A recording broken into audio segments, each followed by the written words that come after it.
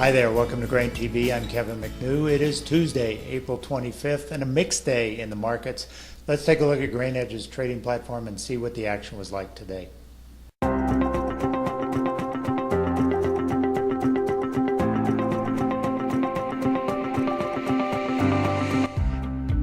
Grains were weaker overnight thanks to USDA's crop progress data that showed corn and soybean plantings ahead of pace. As we got the opening bell this morning, the markets tried to make a little bit of a turn higher but stayed mostly flat for the first 30 minutes. However, corn caught a bid about midday in the session and continued to climb higher all the way into the close. With about 10 minutes left in trade, however, corn started to reverse lower and wheat started to cut its gains on the day. On the close, corn was up 5 3/4, beans off 6.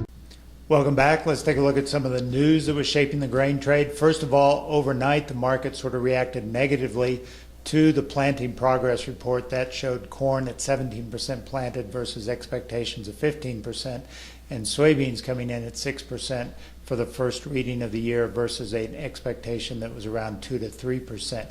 But as we got into the trade action today, participants continued to sort of focus and see weather maps that show very heavy rain potential in the especially central part of the Midwest. As we look at this weather map that comes with a 2-week outlook, you can see very, very dark areas in Missouri, southern Illinois, even stretching up into Iowa. So the next 2 weeks will be heavy, heavy rainfall expected, and that has the market thinking that probably we will see a sharp slowdown in the corn planting, maybe seeing a bump up as a result in soybean planting. And so that had sort of the reverse spread action going on as of late, with corn gaining on soybeans and soybeans losing ground. So overall, that was sort of the trade feature today. Corn showing some considerable strength and beans trading down on the downside.